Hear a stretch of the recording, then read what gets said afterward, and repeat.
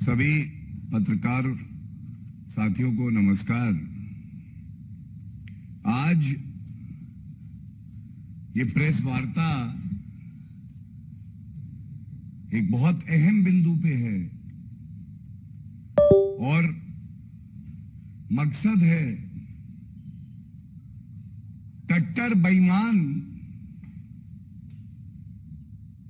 पापी आप का सच उजागर किया भारतीय जनता पार्टी ने। उसी कड़ी में कट्टर बेईमान कौन है देश जान गया है, लेकिन कट्टर बेईमान के साथ कट्टर पापी परिवार भी है भारत में। ये जो कट्टर पापी परिवार है, इसका काम केवल एक है, किस तरह से भ्रष्टाचार करना, अपनी तिजोरी भरना, हमारे जो किसान हैं उनकी जमीन हड़पना और दामाद रॉबर्ट वाड्रा को दे देना। और ये प्रेस वार्ता इसलिए अहम है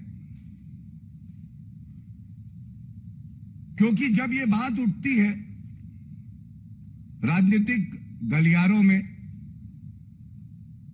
बार बार कहा जाता है ये तो राजनीतिक आरोप है।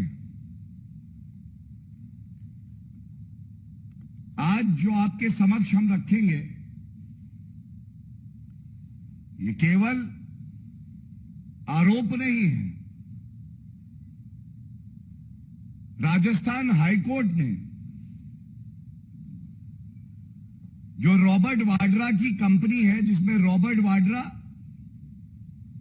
और उनकी माताजी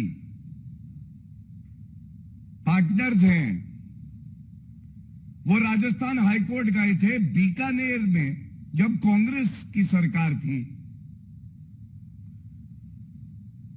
तो फर्जी अलॉटमेंट हुआ जमीन का, जिसके मैं आपको सारे डिटेल्स अभी साझा करूंगा। और उसके बाद सीबीआई और ईडी की जांच की शुरुआत हुई। जो भी कदम उठाए गए हैं ये भारतीय जनता पार्टी की सरकार के समय में हुए हैं, चाहे वो केंद्र में हो चाहे वो प्रदेश में हो।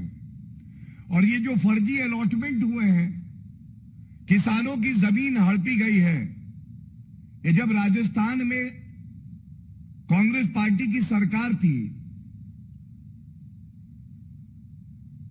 उस समय का है। मैं आपको सबसे पहले दिखाना चाहता हूं राजस्थान हाईकोर्ट में स्काईलाइट हॉस्पिटैलिटी। स्काईलाइट हॉस्पिटैलिटी, जैसा मैंने आपको कहा, एक एलएलपी है और कोई बात छिपी ना रहे और कोई तथ्य काटा ना जाए, इसलिए दिखा दूं। ये जजमेंट में है और जब न्यायालय का जजमेंट होता है तो वो तथ्यों के आधार पे गलत नहीं होगा। इसमें लिखा है the petitioner Skylight LLP of which Robert Vadra and his mother were partners. क्या मांगा इन्होंने? चार्जशीट दाखिल करी सीबीआई ने और ईडी जांच कर रहा था। तो इनकी प्रेयर जो है वो मैं आपको बता दूं। इन्होंने कहा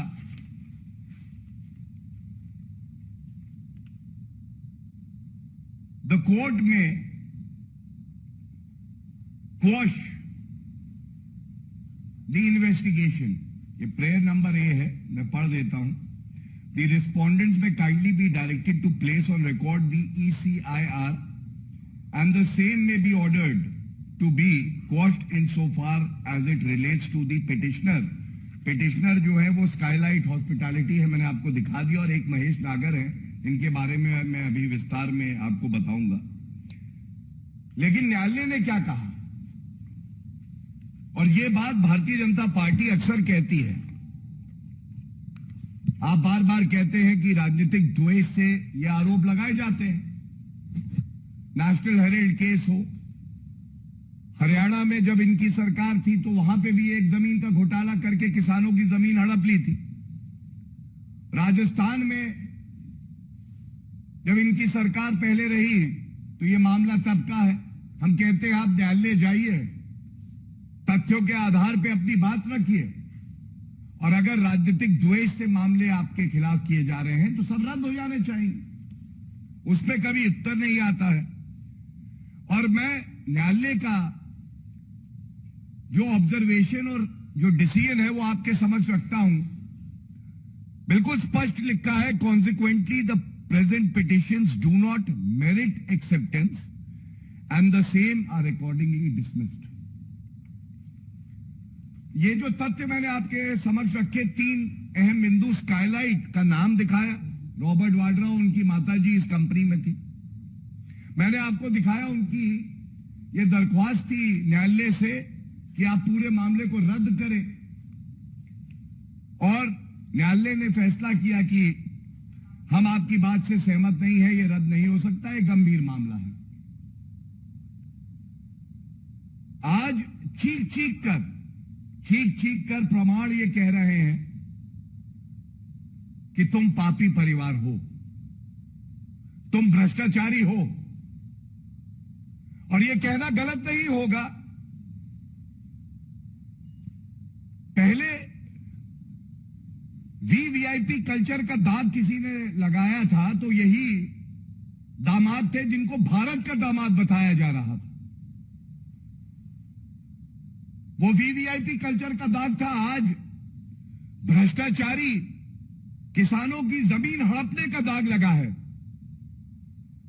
लेकिन सोनिया गांधी जी बेटे से कह रही हैं, दामाद से अपने कह रही हैं, ये दाग अच्छे हैं, इन दागों में कोई बुराई नहीं है बेटे, तुम्हारा तो काम ही जमीन हड़पना है, किसानों को प्रताड़ित करना है।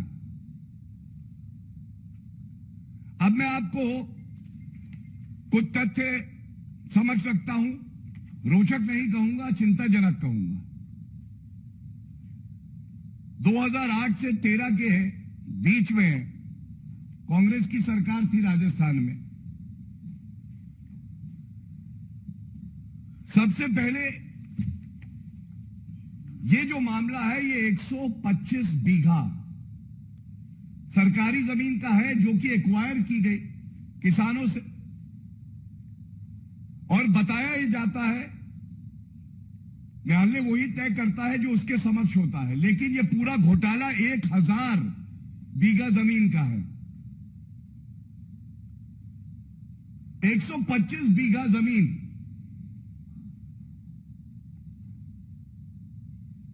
अशोक गहलोत की सरकार, तब भी मुख्यमंत्री थे, ये नत्थाराम और हरिराम को अलॉट करती है। अब इसमें ध्यान दीजिएगा, जब भाजपा की सरकार राजस्थान में आई तो एफआईआर दर्ज हुई और जांच पुलिस ने भी करी और साथ में सीबीआई और ईडी भी कर रहे हैं। तो जांच में यह आया कि ये नत्थाराम और हरिराम ढूंढने से भी मिल क्यों नहीं रहे। तो पता ये चला कि जो सरकार थी अशोक गहलोत की, ये पापी परिवार के आदेश में इतना गिर गई कि इन्होंने एक नॉन एग्जिस्टेंट, यही शब्द का इस्तेमाल किया है कोर्ट ने, फिक्टिशियस, जो व्यक्ति थे ही नहीं, उनको जमीन अलॉट कर दी। सबसे पहले तो प्रश्न नंबर 1 यही होगा, अशोक गहलोत जी ऐसी क्या मजबूरियां रही? ये नत्थाराम और हरिराम तो थे ही नहीं, और आपने जो व्यक्ति था ही नहीं उसको किसानों की जमीन दे दी। इसके बाद एक पावर ऑफ अटॉर्नी होल्डर दिखाया गया, उसका नाम था गुगनगर। पावर ऑफ अटॉर्नी होल्डर जो ये लैंड बेचेगा, जांच में क्या सामने आया, आप स्तब्ध रह जाएंगे। इस गुगनगर को भी ढूंढा गया, गुगनगर को ढूंढते ढूंढते पता चला कि गुगनगर जो पावर ऑफ अटॉर्नी होल्डर है वो भी है ही नहीं। जिसको जमीन अलॉट करी वो है नहीं, हवा में गायब हो गए। और जो व्यक्ति नत्थाराम और हरिराम को अलॉटेड जमीन बेच रहा है, पावर ऑफ अटॉर्नी होल्डर गुगनगर, ये भी है ही नहीं। ये जमीन बेचता है राजेंद्र कुमार को। अब यहां से नाम है स्काईलाइट, आसमान, लेकिन भ्रष्टाचार को गांधी परिवार, पापी परिवार आसमान तक लेके गया है। राजेंद्र कुमार ने जमीन बेची अशोक कुमार को। अशोक कुमार कौन है? अशोक कुमार ड्राइवर हैं एक महेश नागर के, और महेश नागर जो मुख्य व्यक्ति है उनके बारे में मैं बता दूं।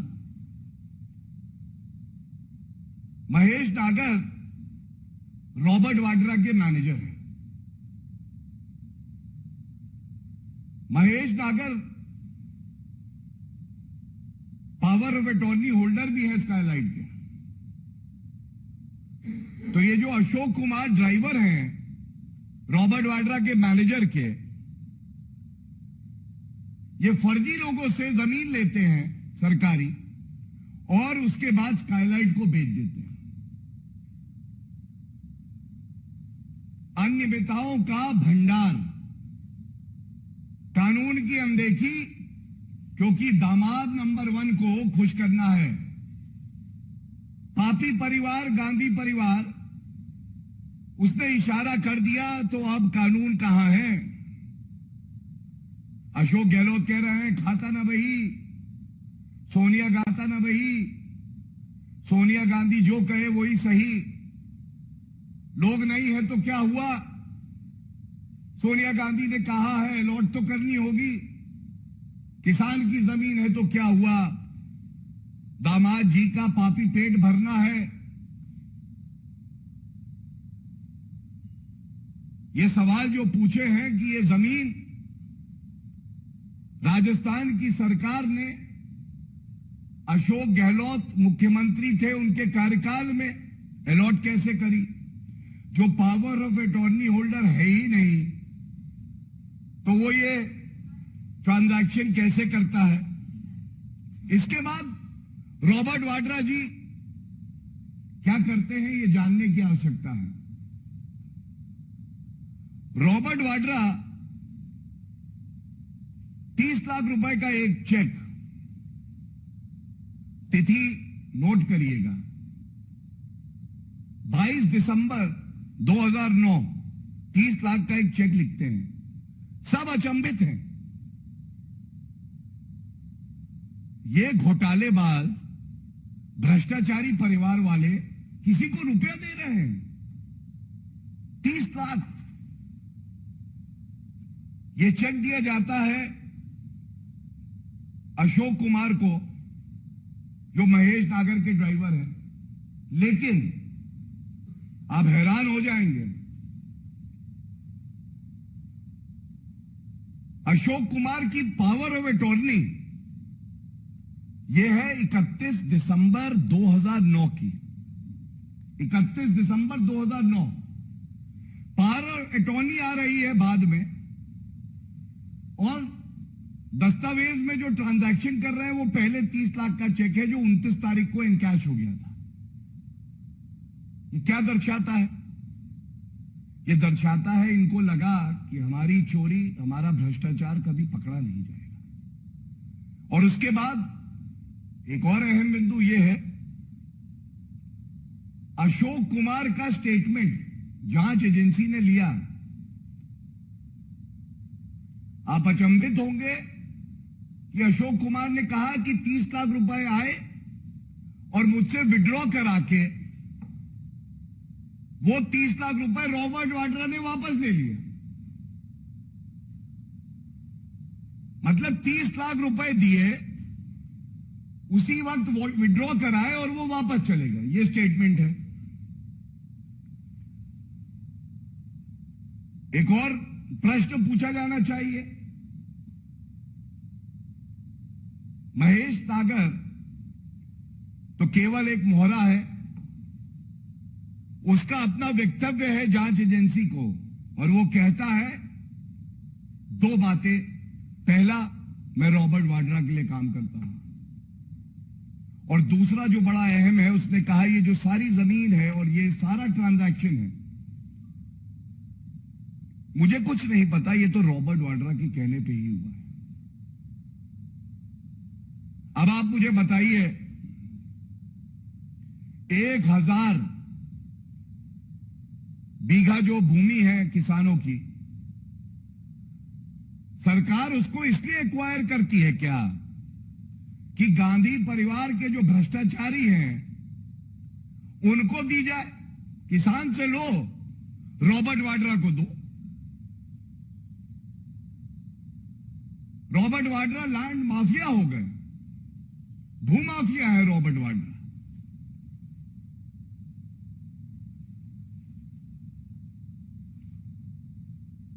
इसके साथ ही न्यायालय ने जो बात कही है मैंने आपके समक्ष रखी, लेकिन इस पूरे जजमेंट का सार यह है, जब आप सत्ता में होते हैं तो आपकी जिम्मेदारी यह होती है कि आप संविधान का पालन करें, आम जनता का हित देखें। और राजस्थान उच्च न्यायालय ने यह पाया है कि यह एक गंभीर मसला है, और जांच एजेंसी को इस मामले में, ये ईडी थी जांच एजेंसी, सीबीआई चार्जशीट दाखिल कर चुकी है, वो आगे भी जांच करेंगी,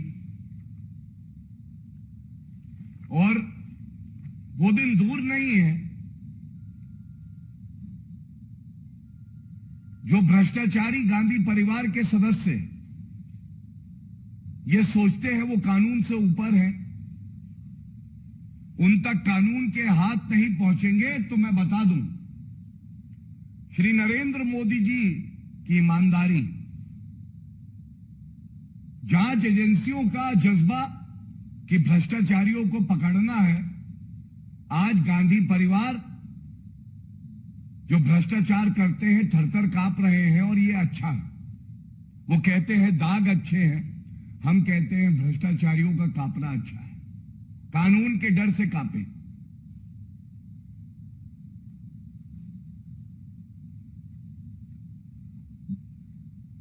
That would be all. If there are any questions that may be asked on this subject, and I will be more than pleased to ask them on this subject first.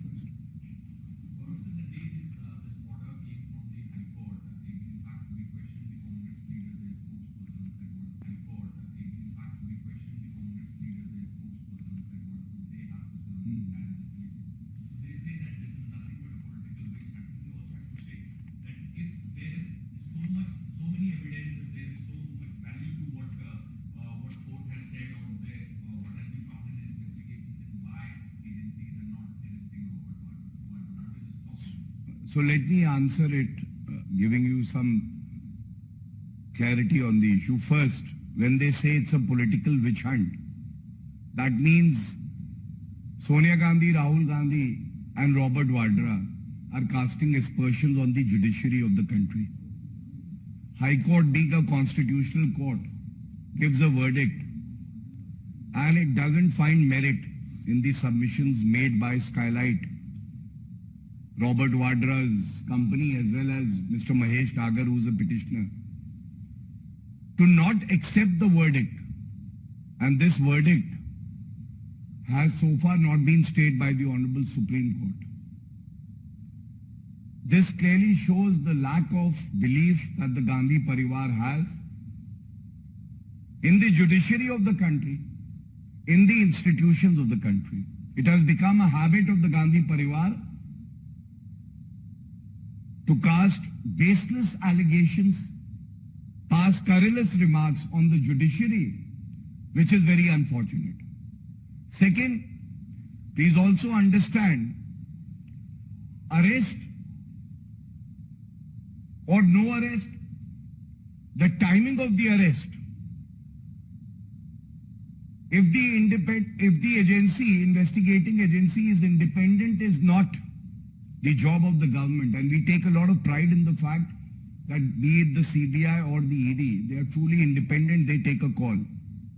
But I must tell you, from the facts that are borne out from the judgment,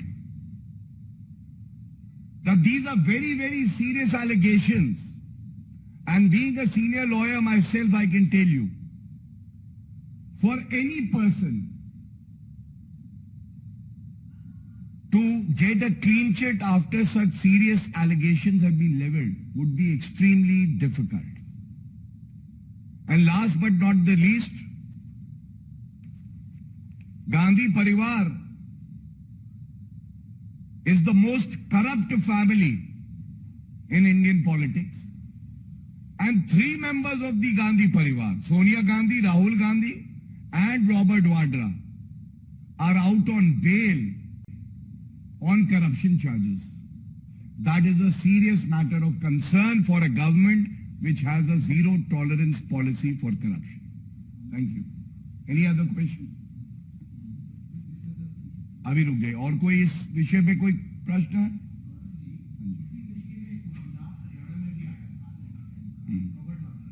बिल्कुल।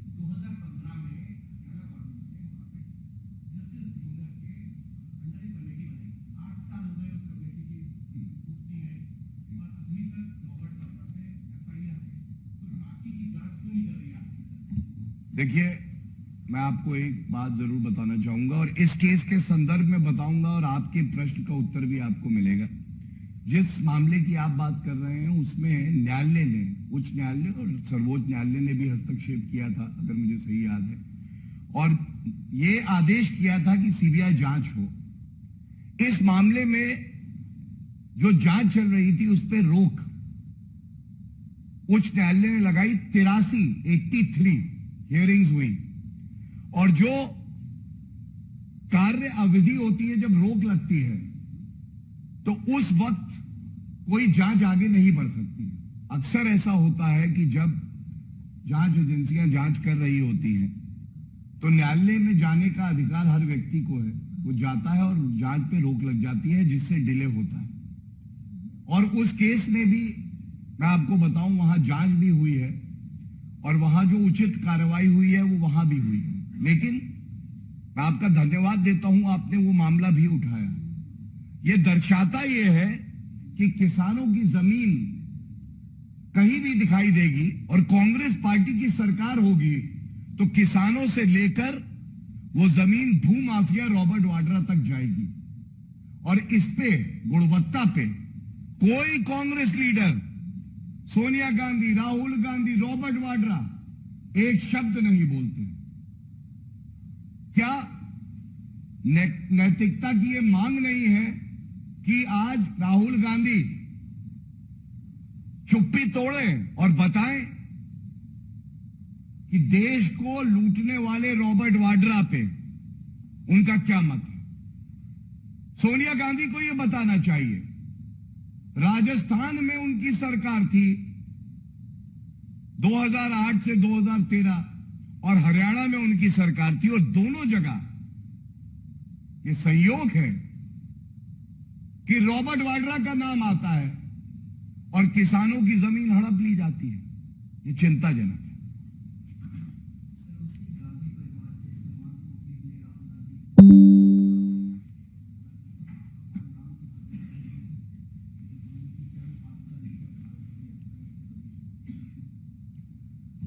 देखिए, चाटुकारिता की पराकाष्ठा हम हम सबके आराध्य मर्यादा पुरुषोत्तम भगवान राम से एक व्यक्ति की तुलना करना जो भ्रष्टाचार के आरोप पे बेल पाकर बाहर है, यह अपने आप में दर्शाता है कि कांग्रेस पार्टी के जो लीडर हैं वो चाटुकारिता करने में कोई कमी नहीं रखेंगे। और एक बात मैं और कहूंगा, भारतीय जनता पार्टी की विचारधारा की जीत बिल्कुल स्पष्ट दिखाई दे रही है। ये वही कांग्रेस है जो कहती थी भगवान राम काल्पनिक हैं। जिन राहुल गांधी की तुलना वो हमारे आराध्य मर्यादा पुरुषोत्तम भगवान राम से कर रहे हैं, उन्हीं राहुल गांधी का वक्तव्य है कि लड़के लड़कियां छेड़ने मंदिर में जाते हैं। अगर वोट पाने के लिए ओछी घटिया हल्की राजनीति करनी पड़े तो ये कांग्रेस पार्टी के नेताओं के डीएनए में है कि वो इससे गुरेज नहीं करेंगे। मैं इतना ही कहूंगा, ये बिल्कुल स्पष्ट हो गया है, तमाम बयान है। हिंदू समाज की, और केवल हिंदू समाज की क्यों, पूरे भारत के हर नागरिक की भावनाओं को आहत करने का काम कांग्रेस पार्टी करती आई है और कर रही है। क्योंकि भगवान से तुलना करना, किसी के इष्ट से एक व्यक्ति की तुलना करना अपने आप में एक दुस्साहस है और जनता इनको जरूर सबक सिखाएगी।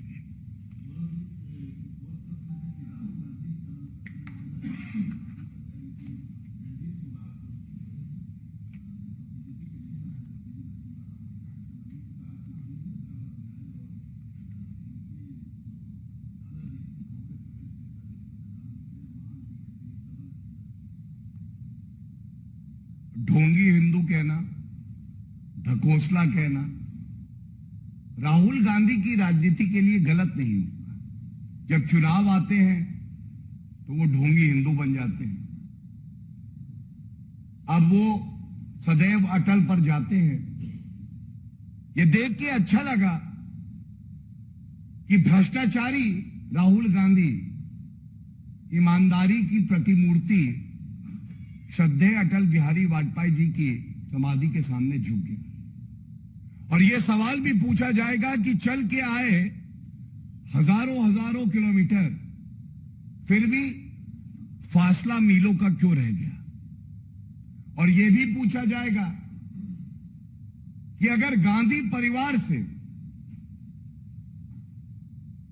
कोई कांग्रेस का नेता जो बड़ा नेता बन जाता है तो उसको खत्म क्यों कर दिया जाता है, उसको आदर क्यों नहीं मिलता, चाहे वो पीवी नरसिम्हा राव जी हो, चाहे वो सीताराम केसरी जी हो, चाहे हम सब के आदर्श लौह पुरुष सरदार वल्लभ भाई पटेल जी की बात कर ले, चाहे डॉक्टर बी.आर. अंबेडकर जी की बात कर ले, और चाहे नेताजी सुभाष चंद्र बोस जी, उनको उचित सम्मान नहीं दिया।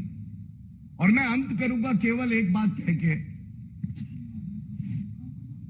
यह सवाल पूछा जाना चाहिए कि डॉक्टर बी.आर. अंबेडकर साहब और सरदार पटेल जी को भारत रत्न 1990 और 1991 में मिला, लेकिन क्या यह सत्य नहीं है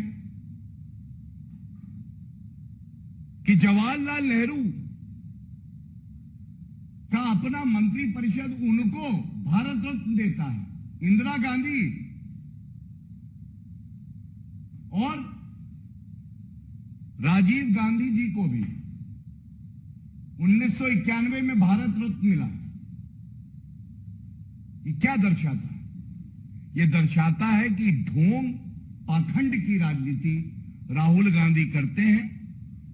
और अगर परम श्रद्धेय अटल बिहारी वाजपेयी जी के आदर्शों पे वो चलें, आत्मचिंतन करें, तो बेहतर होगा। धन्यवाद। Thank you everyone.